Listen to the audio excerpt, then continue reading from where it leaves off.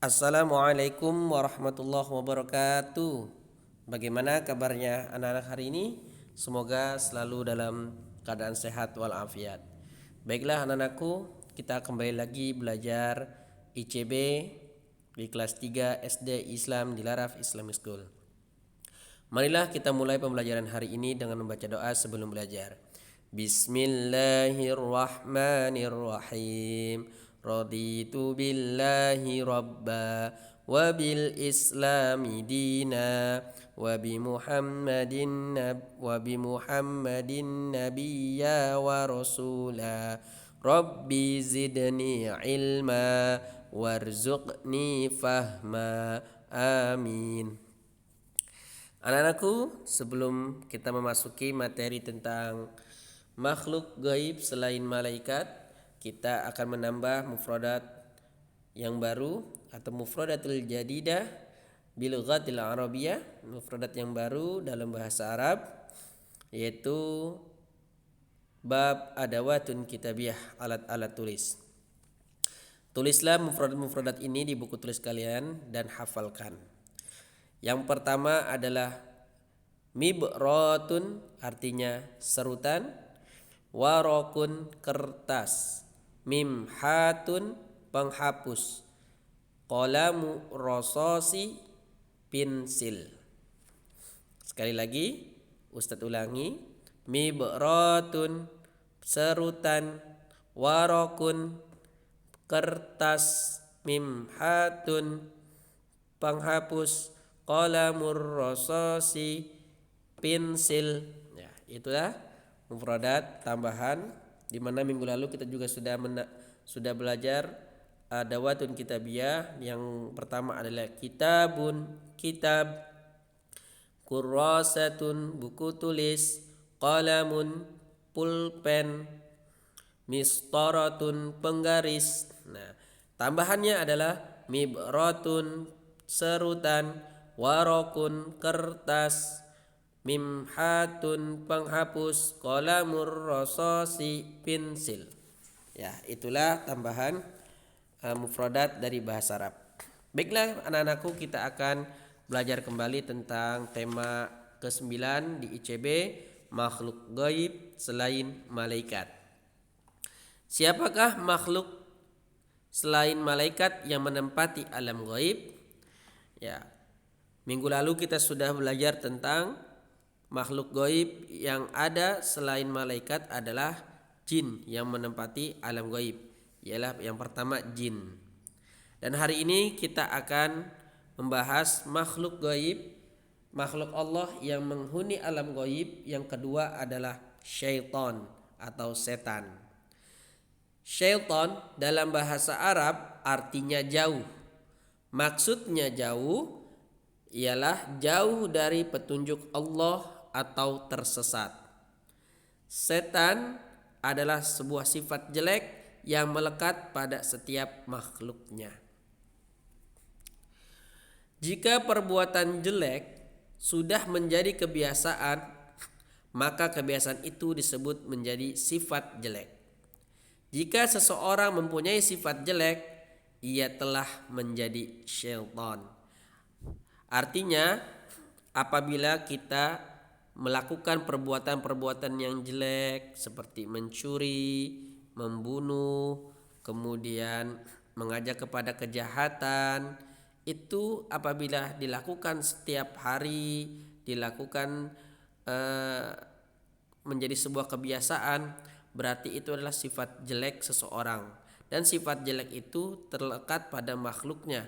Dan sifat jelek ialah sifat yang dimiliki oleh syaitan. Jika seseorang mempunyai sifat jelek, ia telah menjadi syaitan.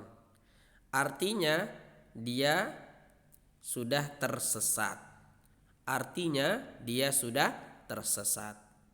Seseorang yang mempunyai sifat jelek, yang melakukan sesuatunya itu menjadi sebuah kebiasaan, perbuatan jeleknya menjadi sebuah kebiasaan, maka dia itu sudah menjadi setan. Setan itu bukan berarti hantu. Menjadi setan itu bukan berarti menjadi hantu atau makhluk halus, tetapi setan di sini artinya adalah tersesat. Jadi orang tersebut yang melakukan atau yang memiliki sifat jelek dan telah menjadi setan, artinya dia sudah tersesat.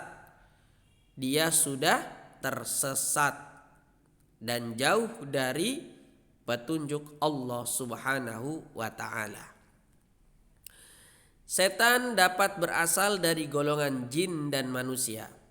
Dalam Al-Qur'an Allah Subhanahu wa taala berfirman, Bismillahirrahmanirrahim. Wa kadzalika ja'alna likulli nabiyyin aduwwan syayatin likulli nabiyyin aduwwan syayatinal insi wal jin, yang artinya, dan demikianlah kami jadikan bagi tiap-tiap nabi itu musuh, yaitu setan-setan atau dari jenis manusia dan dari jenis jin.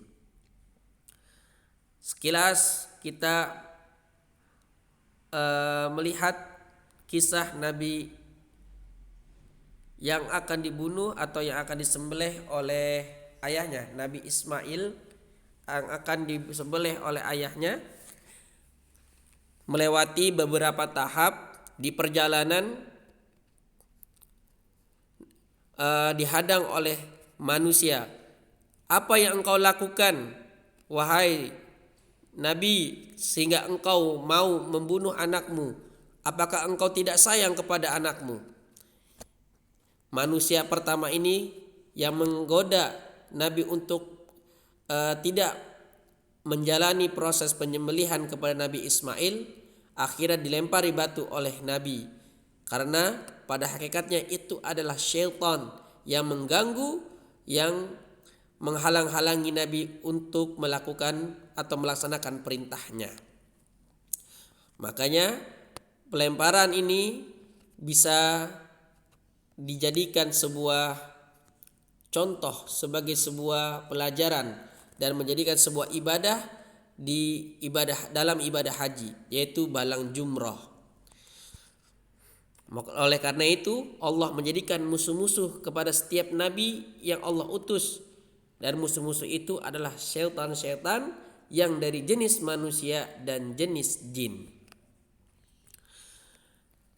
Sebenarnya pada hakikatnya tugas jin dan manusia adalah sama, yaitu sama-sama beribadah kepada Allah Subhanahu wa taala. Jin juga sama seperti manusia, ada yang beriman dan ada juga yang tidak beriman kepada Allah. Jin yang beriman kepada Allah atau jin muslim, jin itu selalu menaati perintah Allah. Sedangkan jin kafir atau jin yang tidak beriman kepada Allah, dia suka menggoda manusia supaya ingkar kepada Allah Subhanahu wa taala. Setan selalu mengajak manusia berbuat kejahatan, dan manusia yang selalu mengajak kejahatan termasuk setan dari golongan manusia. Dan setan dari golongan manusia mengajak kejahatan dengan cara merayu, dengan cara membujuk rayu. Dan setan dari golongan jin mengajak kejahatan kepada manusia dengan cara membisikkan kejahatan dalam hati manusia. Dalam surat An-Nas dijelaskan, alladzi yuwaswisu fi sudurin nas, yang membisikkan ke dalam dada manusia. Itu adalah tugasnya setan dari golongan jin. Oleh karena itu, apabila orang yang imannya tidak kuat dengan godaan-godaan setan, baik setan dari golongan manusia dan setan dari golongan jin, maka ia akan mudah terkena bujuk rayuan setan. Lalu bagaimana agar kita terhindar dari godaan setan dan bala tentaranya? Ialah berdoa dengan memohon perlindungan kepada Allah Subhanahu wa taala dari godaan syaitan. Atau kita menggunakan atau mengucapkan kalimat ta'awud, a'udzu billahi minasyaitonir rajim. Aku berlindung kepada Allah Subhanahu wa taala dari godaan syaitan yang terkutuk. Perlindungan kepada Allah bisa kita mulai ketika kita keluar dari rumah. Dijelaskan dalam salah satu hadis yang diriwayatkan oleh Abu Dawud, idza kharaja ar-rajulu min baitihi faqala bismillahi tawakkaltu 'ala Allahi la haula wala quwwata illa billah. Qala yuqalu hina idin hudiyat wa kufiyat wa wuqiyat fatatanahha lahu syayatin fayaqulu lahu syaitanu akhar kaifa laka birajulin qad hudiya wa kufiya wa wuqiya. Yang artinya, apabila seseorang keluar dari rumahnya kemudian dia membaca doa di atas bismillahi tawakkaltu 'ala Allah la haula wala quwwata illa billah, maka disampaikan kepadanya, kamu diberi petunjuk, kamu dicukupi kebutuhannya, dan kamu dilindungi. Seketika itu setan-setan pun menjauh darinya. Lalu salah satu setan berkata kepada temannya, bagaimana mungkin kalian bisa mengganggu orang yang telah diberi petunjuk, dicukupi, dan dilindungi? Hadis riwayat Abu Dawud nomor 5095 dan hadis diriwayatkan Tirmidzi dan disahihkan oleh Al-Albani dalam kitab Tirmidzi hadis nomor 3426. Itulah anak-anakku penjelasan tentang materi makhluk Allah yang menghuni alam ghaib. Itu ada dua. Yang pertama adalah jin dan yang kedua adalah syaitan. Syaitan itu bisa dari golongan manusia dan golongan jin. Setan dari golongan manusia selalu mengajak kejahatan dengan cara merayu. Dan syaitan dari golongan jin selalu mengajak manusia untuk berbuat kejahatan dengan cara membisikkan ke dalam hati manusia. Itulah materinya, dan kemudian kerjakanlah tugas berikut ini di buku kalian masing-masing. Itu saja Bapak akhiri dengan doa kafaratul majlis. Subhanakallahumma wa bihamdik asyhadu an la ilaha illa anta astaghfiruka wa atubu ilaik. Assalamualaikum warahmatullahi wabarakatuh.